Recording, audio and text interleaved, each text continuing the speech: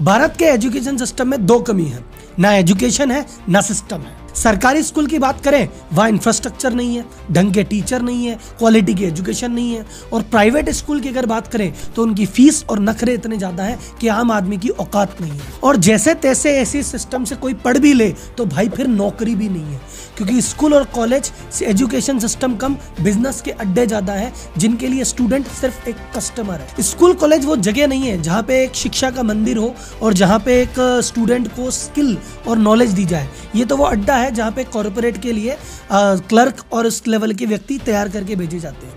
जो कुछ भी आज हमारे युवा के साथ गलत है वो स्कूल कॉलेज के सिस्टम की देन है, और ये चीज मैं इस वीडियो में प्रूव करके रहूंगा। पहले के जो फोन होते थे गोल गोल घुमा के उसमें डायल करना होता था, आजकल का फोन इतना अपडेट हो गया है कि हम वीडियो कॉलिंग तक कर सकते हैं। आपका टीवी बदल गया, आपका फ्रिज बदल गया, आपका एक एक इक्विपमेंट बदल गया, पर आपका एजुकेशन सिस्टम वही 100 साल पुराना सड़ा हुआ सा सिस्टम है जो अब किसी काम का नहीं है। पेरेंट्स अपना पेट काट के, अपने सपनों का गला घोट के हर चीज पे कॉम्प्रोमाइज करते हैं, बस एजुकेशन पे नहीं करते।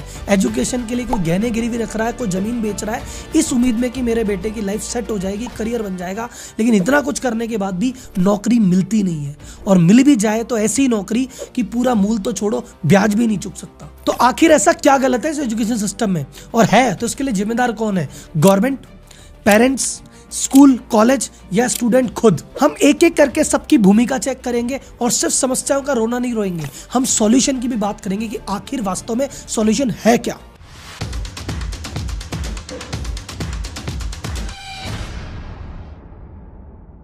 एक गरीब आदमी के पास आज की डेट में गरीबी से बाहर आने का एक ही तरीका है, एजुकेशन। कि अगर मेरा बेटा पढ़ लिख गया, उसका करियर बन गया, लाइफ सेट हो गई, तो हम गरीबी रेखा से बाहर निकल जाएंगे, हम भी सेट हो जाएंगे। इस उम्मीद में बहुत पैसे खर्च करता है, बहुत मेहनत करता है, बहुत संघर्ष करता है, लेकिन ये एजुकेशन सिस्टम उसका करियर बनाने के बजाय बर्बाद कर देता है और लाइफ सेट नहीं होती। कई बार तो इसी फ्रस्ट्रेशन में वही स्टूडेंट अपनी लाइफ अंत कर लेता है। पर आखिर ऐसा होता क्यों है? जब इतने कॉलेज हैं और इतनी स्कूल और इतनी पढ़ाई है तो बंदे की नौकरी क्यों नहीं लग रही? क्यों एसोचम कह रहा है कि 93% लोग नौकरी के लायक ही नहीं है, अनएम्प्लॉयड है या अंडर एम्प्लॉयड है। कई सर्वे में 80 होता है, कई सर्वे में 90 होता है। इतना बड़ा फर्क आखिर क्यों? इन सब के पीछे कारण है आज का मॉडर्न एजुकेशन सिस्टम। तो आज के एजुकेशन सिस्टम के चक्कर में बंदे में वो क्वालिटी डेवलप हो ही नहीं पाती जो कि आज का बाजार डिमांड कर रहा है। इसी चक्कर में उसकी नौकरी नहीं लग रही। तो ऐसा क्यों नहीं हो रहा, इसके एक बार इतिहास में चलते हैं तो आपको पता पड़ेगा ऐसा क्यों है। तो आज का जो एजुकेशन सिस्टम है वो डिजाइन किया गया है ब्रिटिश इंडिया के टाइम का। लॉर्ड मैकॉले ने इस सिस्टम को डिजाइन किया था। जब सिस्टम को डिजाइन किया था तो उस समय इनको काम करवाना था बहुत सारा, पर क्लर्क की कमी थी, जूनियर लेवल के लोगों की कमी थी, सीनियर लेवल के लोगों की कमी नहीं थी, क्योंकि सीनियर लेवल पे तो राज करना है वो तो ब्रिटिश खुद ही करेंगे। तो टॉप लेवल तो ब्रिटिशर्स के लिए रिजर्व था, नीचे लेवल के लिए आदमी चाहिए था। तो बोले यार इंडिया में तो लोग है नहीं हमारे काम के, तो बोले कोई बात नहीं, एक एजुकेशन पॉलिसी लाओ और इनको हमारे जैसा बनाओ। अब एजुकेशन सिस्टम का मतलब होता है किसी भी स्टूडेंट में एक चरित्र का विकास करना, उसे एक बढ़िया समझदार सभ्य नागरिक बनाना। लेकिन अंग्रेज ऐसा क्यों सोचेंगे कि भैया हमें अच्छा आदमी बनाना है? बोले हमें तो ऐसा आदमी बनाना जो हमारे काम का हो। तो बैठ के मैकॉले और उस जो टीम थी और उस समय के जो लोग थे कि भैया कैसे आदमी चाहिए बताओ। बोले सबसे पहले आदमी ऐसा चाहिए पंक्चुअल, टाइम से आए, टाइम से जाए, हर काम टाइम से चले, ऐसा एम्प्लॉय चाहिए। बोले ठीक है, डन। तो स्कूलों में आपके घंटी आई कि भैया सुबह घंटी है, टन टन टन टन टन, घंटी से आना है, घंटी से ही पीरियड लगेंगे, घंटी से ही लंच होगा, घंटी से ही वापस जाना है, ताकि हर बंदा घंटी से काम करने का आदी हो जाए। और ये जो पर्पस था, ये जो फैक्ट्री आई, फैक्ट्रियों में भी यही सिस्टम था। तो यही व्यक्ति जाके फैक्ट्री में जब मजदूर बनेंगे तो ये घंटी से इनका परिचय पुराना रहेगा। ये कारण था। दूसरा, बोले बताओ कैसा आज बच्चा चाहिए? बोले ऐसा बच्चा चाहिए जो ऑर्डर फॉलो करे, जो उसे कह दिया जाए बस आंख बंद करके फॉलो करे, अपना दिमाग नहीं लगाए। जैसे फैक्ट्री में अगर आके काम करेगा तो वहां पे एक पॉलिसी है सरकार की बनाई हुई, उसको फॉलो करे। अगर कोई सरकारी ऑफिस में काम करे तो वहां भी एक पॉलिसी का ध्यान रखे। तो भैया इसको रट्टेदार व्यक्ति बना दो। फिक्स स्कूल में फिक्स सिलेबस कर दिया कि भाई ये सिलेबस है, यही पढ़ना है, इसके कुछ आगे नहीं, इसके पीछे नहीं, जो इसमें लिख दिया फाइनल। अगर भारतीय बच्चे से पूछो कि भैया भारत में कितनी ऋतुएं होती है, तो बोलेगा 4। अरे भैया 6 होती है, लेकिन वो 4 ही बोलता है। क्यों? क्योंकि किताब में 4 लिखी है। अंग्रेजों ब्रिटिश में 4 होती, ब्रिटेन में 4 होती है, उन्होंने 4 लिख दी। अब तुमको 4 रटना पड़ेगा, 4 लिखना पड़ेगा। 6 लिख दिया तो नंबर कट जाएंगे तुम्हारे। तो हमारे आदत हो गई है रटंत विद्या की, बस रटो, उल्टी करो, पास पास हो जाओ और किसी से मतलब नहीं है, एक्चुअल ज्ञान चाहिए ही नहीं। कुल मिला के उन्होंने कहा कि ऐसे एम्प्लॉय आने चाहिए जो अपना दिमाग नहीं लगाए, जो हम बोले फॉलो कर दे। तो सिंपल वैसे ही एजुकेशन सिस्टम बना और ऐसे ही लोग आ रहे। तीसरा उन्होंने कहा कि मुझे ऐसा व्यक्ति चाहिए जो भाई साहब ऑर्डर फॉलो करे, और नहीं फॉलो करे तो भैया डंडा भी मार दूं तो कुछ कहे नहीं, क्योंकि ये जब व्यक्ति सरकारी नौकरी में आएगा, काम नहीं करेगा तो इसका अफसर इसको मार भी सकता है, अंग्रेज है भाई साहब। फैक्ट्री में काम करेगा तो सुपरवाइजर मारेगा, इसकी आदत कैसे डलाए?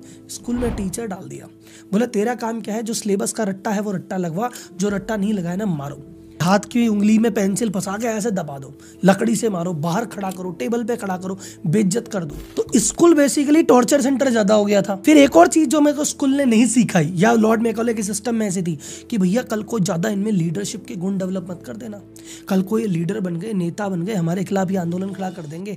एक हमें स्ट्रॉन्ग पर्सनैलिटी नहीं, एक दब्बू पर्सनैलिटी चाहिए, जो ओरिजिनल आइडिया लाए वो आदमी नहीं चाहिए, जो कॉपी करे वो वाला आदमी चाहिए। और इसीलिए इनके आपस में कोलैबोरेशन नहीं होना चाहिए, दोस्ती नहीं होनी चाहिए।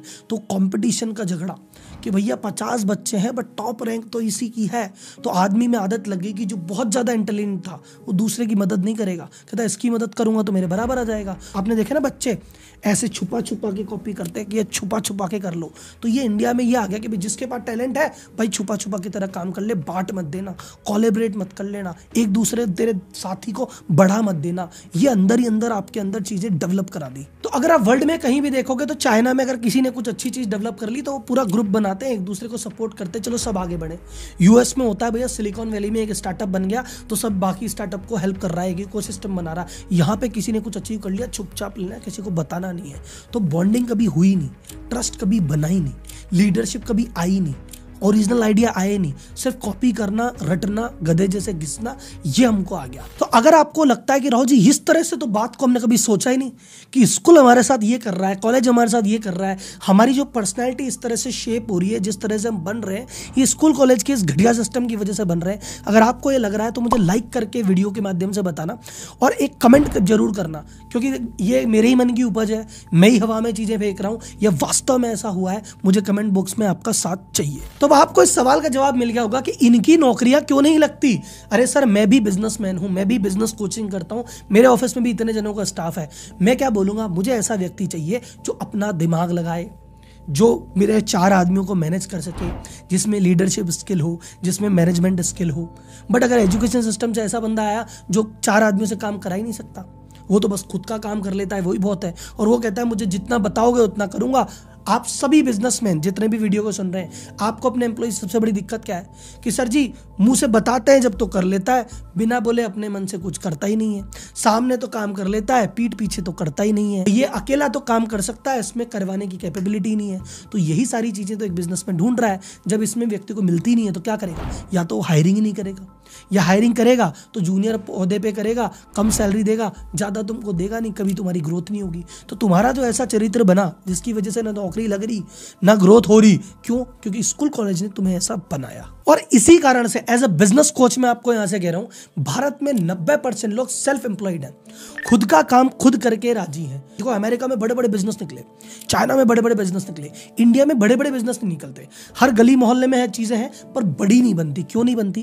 क्योंकि बड़ा बनाने के लिए आपको एक बड़ी टीम बनानी पड़ेगी, चीजों को फैलाना पड़ेगा। यहाँ पे तो आदमी नहीं मिलते, टीम कैसे बनाएगा? यहाँ पे तो ट्रस्ट ही नहीं कर सकता आदमी पे, टीम कैसे बनाएगा? यहाँ पे तुम 2 आदमियों को सिखाओगे तो तुम्हारा काम बाद में करेगा, कॉपी करके सामने दुकान पहले खोल लेगा, तो क्या करेगा आदमी? तो लो ट्रस्ट सोसाइटी है, यहाँ कोई किसी की मदद नहीं कर रहा, कोई जो सपोर्ट नहीं कर रहा, बस कॉपी कर रहा है। तो आदमी क्या सोचता है, मेरा काम बस मैं कर लूँ वही बहुत है। तो अगर किसी ने किराने की दुकान खोली, कहता है एक ही दुकान बहुत है, चाहूँ तो 4 दुकान कर लूँ, पर आदमी चाहिए, वो आदमी मुझे मिलते नहीं है, और आदमी को ढूंढूंगा, सिखाऊंगा तो कंपटीशन में खुद दुकान खोल लेंगे। मेरा तो यही भला। इसीलिए भारत में बड़े बड़े बिजनेस पे भी नहीं निकले, छोटे छोटे बिजनेस बहुत सारे हैं, बड़ा बिजनेस नहीं है। तो अगर आपको यहाँ पे लगता है कि आप भी व्यापारी हो और आपके अंदर भी ये चीज है कि यार आखिर क्या, तो मैं बताऊं सर, आपको आज तक किसी ने लीडरशिप नहीं सिखाई, आज तक किसी ने हायरिंग नहीं सिखाई, आज तक किसी ने मैनेजमेंट नहीं सिखाया, आज आज तक किसी ने बताया नहीं कि चीजों को स्केल कैसे किया जाता है, फ्री कैसे रहा जाता है। मैं एक अब मेरी तरफ से एक ऑनेस्ट प्रयास कर रहा हूँ। मैं बिजनेस कोच हूँ, मैनेजमेंट कंसल्टेंट हूँ, सीईओ। हर संडे व्यापारी टू सीईओ करके एक वेबिनार करता हूँ, जिसमें व्यापारी के जो जो मिस्टेक्स करता है, जो जो गलतियां करता है, जिन वजह से वो आगे नहीं बढ़ पा रहा, उनको डिस्कस करते हैं। और इन चीजों में एक सीईओ कैसे बिजनेस बड़ा करता है, कैसे चीजों को नेक्स्ट लेवल लेके जाता है और कैसे एम्प्लॉय मैनेजमेंट करता है, ये सभी चीजें डिटेल में सिखाई जाती है। तो अगर आपको लगता है कि करंट एजुकेशन सिस्टम ने तो कुछ नहीं सिखाया और कुछ हटके कुछ अलग ऐसा सीखना चाहते हो जो अब तक नहीं सिखाया गया, तो मैं आपको इन्वाइट कर रहा हूँ इस संडे 10 से 2। डिस्क्रिप्शन में लिंक दिया है, आप रजिस्टर्ड कर सकते हैं और वहां पे आ सकते हैं। ये एक्सक्लूसिवली उन लोगों के लिए जो बिजनेस कर रहे हैं या बिजनेस करना चाहते हैं। बाकी सब लोग वीडियो में मेरे साथ आगे बढ़े। अब बात करते हैं कि राहुल जी इस एजुकेशन सिस्टम में और क्या क्या समस्या है, किन किन लेवल पे। तो मैं बोलूंगा पहली समस्या, जैसे मैंने कहा ना सिस्टम तो खराब है ही, एजुकेशन सिलेबस की बात करते हैं। इंडिया के सिलेबस में क्या है भाई साहब, भारत के स्कूल के सिलेबस में क्या है, a² + b² का होल स्क्वायर क्या होगा साहब? मुझे चैट बॉक्स में टाइप करके बताओ किस किस ने अपनी जिंदगी में a² b² आगे जाके काम आया, किसको sin θ/cos θ काम आया, किसको पाइथागोरस थ्योरम आगे जाके काम आई है। भाई साहब क्या कर रहे हो जीवन में, कम से कम ऐसी चीजें तो सिखा दो जो चीज हमको काम आती है। चेक कैसे भरें भाई साहब, खाता कैसे खुलाएं, क्रेडिट कार्ड लेना चाहिए कि नहीं लेना चाहिए, पैसे कैसे कमाएं, इन्वेस्ट कहाँ करें, इन्वेस्ट कहाँ ना करें, पैसा कैसे बनाया जाता है, कर्ज से कैसे दूर रहें, ये सारी चीजें जो वास्तव में काम आएगी वो तो सिखा रहे नहीं हो, फालतू की बातें सिखा रहे हो। और ये सारी लड़ाइयों के नाम 1600 में ये हुई, 1500 में ये हुई, इसका बेटा ये, इसका बेटा ये यहाँ मरा। अरे भैया गूगल से 1 मिनट में देख लेंगे, ऐसी चीजें क्यों रटवा रहे हो जो आउटडेटेड है। पढ़ाना है छोटा सा ब्रीफ में दे दो, थोड़ा सा कि हाँ ठीक है हिस्ट्री हमको पता होनी चाहिए, थोड़ी सी ब्रीफ में साइड में दे दो यार, क्यों रट्टा करवा रहे हो। हाथ जोड़ के निवेदन है भैया, प्रैक्टिकल नॉलेज दो जो काम आएगी। मुझे किताब में तुम सारी चीजें पढ़ाते हो, मैं रट्टा करके 100 नंबर ले आता हूँ, घर वालों की आंख का तारा होता हूँ, पर जब इंटरव्यू में टाइम फिस हो जाती है, क्योंकि इंटरव्यू में प्रैक्टिकल बात पूछेगा, वो तो मुझे आती नहीं। इंटरव्यू में मैं कह दूँ अरे भाई ऑफिस का काम मत कराओ, मेरे से तो पूछ लो तराइन का युद्ध कब हुआ था। अरे भाई युद्ध का छोड़, तू काम कर पहले। सेकेंड चीज जो इंडियन में एजुकेशन में गड़बड़ है, टीचर्स की क्वालिटी की बात करूं मैं। गवर्नमेंट टीचर पे अगर अपन बात करते हैं तो गवर्नमेंट में आपको पता भैया राम भरोसे मामला है। अखबार भरे पड़े हैं कि भैया गणित की परीक्षा में जिसके 0 से भी कम आए, माइनस में नंबर आए, उसको एक गणित का टीचर बना दिया। कई हमने स्टिंग देखे जहाँ पे टीचर्स प्रॉपर बोल ही नहीं पा रही, बट सरकार की पॉलिसी ऐसी है, कहीं पे कोई रिजर्वेशन की पॉलिसी है, कहीं पे कोई दूसरा कारण है, पता नहीं क्या कारण है, उनको टीचर बना दिया गया जो बिल्कुल कैपेबल नहीं है। वो कैसे शिक्षा को आगे लेके जाएंगे। अगर कुछ व्यक्ति हैं जो कैपेबल हैं, ऐसा 2-4 केस होंगे, लेकिन कई ऐसे व्यक्ति हैं जो कैपेबल है कि हम कुछ करना चाहते हैं, उनके लिए इंफ्रास्ट्रक्चर ही नहीं है। पोस्टिंग दे देते हैं शहर से इतने दूर कि भाई बंदे का जाने का मन नहीं करता, जाता है तो उसका दिन भर तो उसी में दम निकल जाता है। फिर वहां जाके देखेगा तो टाट पट्टी नहीं है, कहीं पे जगह नहीं है, कहीं पे छत नहीं है। भाई साहब बंदा पहले इंफ्रास्ट्रक्चर पे काम करे, पहले तुम्हारी घुघरी खिलाए, पहले मिड डे मील खिलाए, पहले दूध पिलाए या पहले पढ़ाए। उसके अलावा इन शिक्षकों को अगर कमी पड़ गई है, सरकार को जनसंख्या मिलने, शिक्षक को भेज दो। एक काम करो, पोलियो की दवा पिलाने शिक्षक को भेज दो।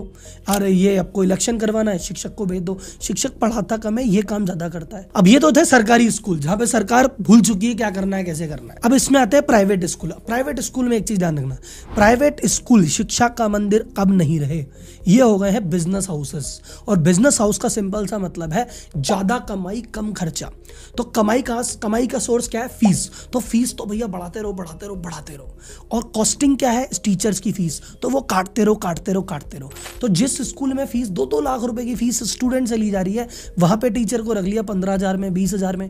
अब यार 15,000 20,000 में तुम्हें बढ़िया टीचर थोड़ी मिलेगा। टीचर को अच्छे पैसे दोगे तो टीचर अपनी इच्छा से बनेगा। भारत में जिस तरह से टीचर की सैलरी है और जिस तरह से टीचर को रेस्पेक्ट इस समय दी जा रही है, कोई टीचर बनना नहीं चाहता, वो तो मजबूरी में बनता है। अब ये जो फैक्ट्री चल रही है, फैक्ट्री मतलब बिजनेस हाउस, ये जो स्कूल कॉलेज के नाम पे जो स्कूल कॉलेज कहते हो, ये आजकल की डेट में बिजनेस के अड्डे है, फैक्ट्री है।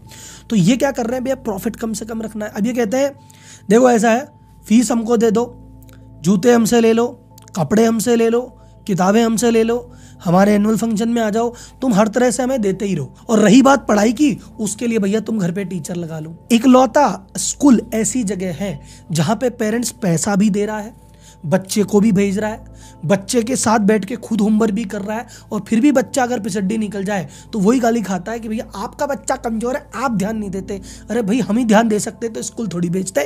तो यहाँ पे प्राइवेट स्कूल में पैसे भी खर्चो, इज्जत भी खर्चो, मेहनत भी करो, और बच्चा फेल है तो तुम ही जिम्मेदार हो। अब मैं एक गलती और बताता हूँ पेरेंट्स की। आप बोलोगे सर जी अभी तो पेरेंट्स को आपने विक्टिम बताया, पेरेंट्स की गलती क्या है? पेरेंट्स की गलती क्या है? हाथ जोड़ के बोल रहा हूँ सर, आप सारी चीज़ें देख रहे हो, आप बाजार में देख रहे हो क्या हालत हो रही है, सारे दुख भोग भी रहे हो, आंख बंद करके बैठे हो। क्यों भाई साहब?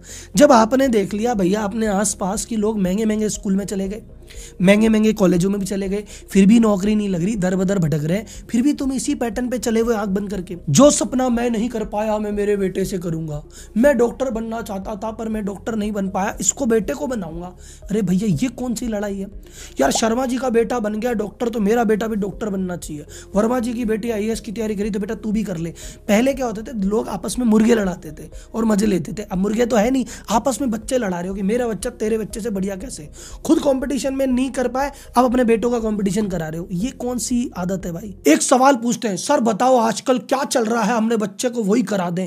अरे भैया कोई फैशन है क्या कि आजकल फटी जीन्स पहन लिए तो वो पहन लेते हैं? आजकल कपड़े में क्या चल रहा है, आजकल टीवी में क्या चल रहा है? अरे भैया करियर है बच्चे का। आजकल डॉक्टर का सही चल रहा है, डॉक्टर करा दे। आजकल इंजीनियरिंग की बड़ी बातें चली, करा दे। मतलब भेड़ चाल में चल रहे हो। अगर एमबीए अच्छा चल रहा है तो सब एमबीए कराएंगे और फिर एमबीए की इतनी भीड़ इकट्ठी कर लेंगे, फिर 15-15, 20-20 हज़ार में एमबीए ढोलेंगे। भाई साहब कोई ऐसा करियर ढूंढो जिसमें आपके बच्चे का इंटरेस्ट हो, कंपटीशन कम हो और वो अलग से अपनी दुनिया बनाए। पर नहीं, अगर बच्चा कुछ अलग से लेके आ जाए कि पापा मैं फोटोग्राफी करूंगा, मैं ग्राफिक डिजाइनर बनूंगा, मेरी ये इच्छा है, मेरे सपने, अरे बोले साइड हट, तो डॉक्टर बनेगा, तू तो इंजीनियर बनेगा। ले दे के जो 4 प्रोफेशन जिसके पीछे तुम कूद गए थे ना कि सबको डॉक्टर बनाएंगे, सबको इंजीनियर, सबको एमबीए, सबको सीए, सबको सरकारी नौकरी, ये सारे प्रोफेशन की लंका लग गई है क्योंकि इतना कंपटीशन है। डॉक्टर के लिए व्यक्ति करोड़ों रुपए खर्च कर रहा है पर उसकी जो नौकरी लग रही है 50-60 हज़ार रुपए की, उस जितना पैसा डॉक्टर बनने में खर्च किया, जितना समय खर्च किया, उतने पैसे के तो ब्याज भी नहीं मिल रहा सैलरियों में तुमको। तो भाई साहब इस चक्र में मत पड़ो कि मेरा भाई का लड़का ये बना, ताऊ का लड़का ये बना, पड़ोसी का लड़का बना तो मैं भी इसको ही बनाऊंगा। उस बच्चे को अपने हाल पे छोड़ दो। उसको कहो कि बेटा तेरी जो इच्छा है, तेरा जो मन है, जो तुझे पसंद आता है उस डायरेक्शन में आगे बढ़ जा, उस जगह पैसे खर्च करेंगे। बच्चा कहते हैं एंटरप्रेन्योरशिप करूंगा 10 लाख रुपए दो, नहीं देंगे। पढ़ने जाएगा 20 लाख लगा दोगे, 20 लाख का हाल जीरो हो जाएगा। वो 10 लाख रुपए से बिजनेस करता, कुछ तो कर लेता यार, अपने मन का तो कुछ करता। वो फेल हो रहा है आपके चूज किए हुए प्रोफेशन में, फेल हो रहा है, उसके कुछ चूज किए प्रोफेशन में फेल हो जाएगा। उसका मन ग्राफिक डिजाइनिंग का है, उसको करने दो, 2-3 लाख कोर्स के लगाएगा, हो सकता है उसमें फेल हो जाए पर कम से कम उसको तसल्ली रहेगी कि यार मैंने ट्राई किया, मैं फेल हो गया। आपके चुने हुए प्रोफेशन में क्यों फेल कराते हो? फिर वो जिंदगी की जंग हारता है। And last but not the least, student बोले सर हम क्या करें, देखो हम तो विक्टिम है, देखो हमारे स्कूल वाले, कॉलेज वाले, सरकार, पेरेंट्स सब हमारे पीछे पड़े, हम विक्टिम है। सर जी एक बात बताओ, तुम कुछ बाइक लेनी होती है तो जिद्दी भयंकर करते हो ना कि अरे मैं तो बाइक लूंगा, खाना नहीं खाते, कलेश करते हो, लेके मानते हो। वो आईफोन लेना होता है तो कलेश करके मानते हो, जिद्दी भयंकर रहती है। लव मैरिज करनी होती है तो जिद्दी भयंकर करते हो। पर जब करियर की बात आती है तो कहते क्या कल है, पापा ने इंजीनियरिंग कला दी, हमारा तो मन नहीं था, पापा ने जबरदस्ती करा दी। पापा जबरदस्ती शादी तो नहीं करा पा रहे तुम्हारी, आईफोन तो नहीं छोड़वा पा रहे, आईफोन तो ले ही लेते हो। तो जहाँ तुम्हारा जरूरत पड़ता है वहाँ कर ली जिद्दी, और जहाँ नहीं होता वाला पापा ने दिला दी। पापा को देखो ऐसा है, उन्होंने जैसी दुनिया देखी ना, उन्होंने देखा डॉक्टर्स अच्छा काम करते हैं तो आपको डॉक्टर बनाना चाहते हैं। उन्होंने अपने सर्किल में देखा कि इंजीनियरों ने बहुत जीवन में अच्छा किया है तो मैं इंजीनियर बनाना चाहते हैं। उनको एक्सपोजर नहीं है दुनिया का।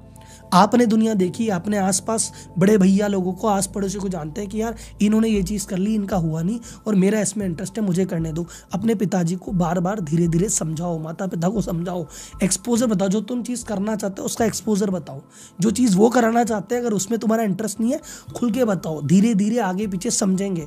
और अगर नहीं समझते हैं, जिद्दी करनी है तो इस चीज़ में जिद्दी करो, तुम्हारा करियर बचे, तुम्हारा करियर तो बनेगा, उनका पैसा तो बचेगा। उनकी जिद्दी के चक्कर में उनका पैसा, उनके सपने भी डुबा रहे हो, वो भी नाखुश है, तुम भी नाखुश हो। ये क्या जिंदगी है भाई? अब बात आती है कि सर जी सॉल्यूशन क्या होना चाहिए। सॉल्यूशन ऐसा है, एक तो मैं गवर्नमेंट भी लेक्चर देता हूँ कि गवर्नमेंट को ऐसा करना चाहिए, ऐसा करना चाहिए, मेरे कहने से तो करेगी नहीं। और तुम गवर्नमेंट के भरोसे कभी बैठना मत। फिर तुम बात करो स्कूल कैसा करना चाहिए, कॉलेज कैसा करना चाहिए, वो भी नहीं करेंगे। उनको जहाँ से कमाई आएगी, जहाँ से पैसा मिलेगा, वो सारे काम करेंगे। तो ना स्कूल सुधरे, ना कॉलेज सुधरे, ना सुधरे गवर्नमेंट। सुधरना है तो पेरेंट्स को, सुधरना है तो स्टूडेंट्स को। हालातों का रोना रो मत, सिस्टम ऐसा है, सिस्टम समय के साथ बदलेगा, ये तो ऐसा ही रहेगा। बदलने में 2 साल, 5 साल, 10 साल, 20 साल लग जाएंगे, तब तक तुम्हारी जिंदगी खत्म हो जाएगी। तुम क्या करो, इस सिस्टम को करो बाईपास। जितने भी सक्सेसफुल व्यक्ति हैं जिनका भी तुम नाम लेते हो ना कि यार काश ऐसा बनूं, काश ऐसा बनूं, इन्होंने एजुकेशन सिस्टम पे ध्यान नहीं दिया। अपनी ज़िंदगी खुद बनाई है। किताबी एजुकेशन को रखा है साइड में, प्रैक्टिकल पे दिया ध्यान। मैं ये नहीं कह रहा स्कूल छोड़ दो, कॉलेज छोड़ दो, पर स्कूल कॉलेज को उतना वेटेज मत दो दिमाग में जितना दे रखा है। स्कूल में 12वीं में बहुत बड़े नंबर ला के कुछ नहीं उखाड़ रहे, और कॉलेज में बहुत बड़ी डिग्री लेके कुछ नहीं कर रहे। तुम MBA की डिग्री ले आओ 98% की, तुम्हें आता नहीं ना, कोई 2 पैसे की नौकरी नहीं देगा। और बिना MBA तुम्हारे पास मैनेजमेंट स्किल है, तुम काम करा लेते हो, तुम्हारे पास आइडिया का सॉल्यूशन है, बिना डिग्री के मैं और मेरे जैसे बिजनेसमैन भर भर के तुम्हें देंगे। और मैं कहता हूँ तुम्हें किसी के पास जॉब करने की जरूरत क्या है, तुम खुद का बिजनेस कर लो, खुद का सेटअप कर लो, खुद के स्किल पे ध्यान दो। तो कुल मिला के आपसे डिसाइड कर लो कि मैं वो चीज़ नहीं पढ़ रहा, या उस चीज़ में मेरा जान नहीं झोंक रहा जो मुझे नहीं समझ में आ रही, जिसमें मेरा मन नहीं है। जिसमें तुम्हारा मन हो, जिसमें तुम बेस्ट हो, उस चीज़ में ध्यान दो। अपना पूरा जीवन, अपना करियर, चाहे तुम डांस में बेस्ट हो, सिंगिंग में बेस्ट हो, तुमको यूट्यूब आता है, तुमको कंटेंट राइटिंग आती है, तुमको ग्राफिक डिजाइनिंग आती है, जिस चीज़ तुम बेस्ट हो, तुम तुम्हारा जान लगाओ। पेरेंट्स को समझाओ और पेरेंट्स को ये वीडियो दिखाओ। और आपसे रिक्वेस्ट है सर, आपका बच्चा, मार्केट में 4 प्रोफेशन नहीं है जिसके पीछे आप पागल हो रखे हो कि यार डॉक्टर, इंजीनियर, CA, MBA और ये सरकारी नौकरी होगी तो बच्चा सेट है। इसके अलावा भी 4000 प्रोफेशन है जहाँ पे आपका बच्चा सेट हो सकता है। उसको एक्सप्लोर करने दो, उसको उसकी दुनिया जीने दो, उसका अपना सपना जीने दो। आपके पैसे बचेंगे, आप खुश रहोगे, वो खुश रहेगा। कुल मिला के इस एजुकेशन सिस्टम वैसे नहीं बदलेगा। आप एजुकेशन सिस्टम भरोसे मत बैठो, आपको खुद को एजुकेट करना है। एजुकेशन चीज़ अलग होती है, विजडम चीज़ अलग होती है। कई बार क्या होता है, हमारी स्कूल एजुकेशन सिस्टम से इतने ज़्यादा फ्रस्ट्रेटेड है कि स्कूल कॉलेज खत्म होने के बाद हम पढ़ना ही नहीं चाहते। मैं आपको बोलता हूँ अपनी पढ़ाई और अपनी एजुकेशन जारी रखो खुद। तो मैं आज आपको एक हैशटैग देता हूँ, #सेल्फ एजुकेशन, कि हमें स्कूल कॉलेज के सिलेबस के भरोसे नहीं बैठना है, हमें खुद की पढ़ाई खुद करनी है। जो सीखना है, जो जानना है सीखो। पूरा यूट्यूब खाली पड़ा है, पूरे यूट्यूब से सीखो, गूगल से सीखो, जिससे सीखना है सीखो। डन।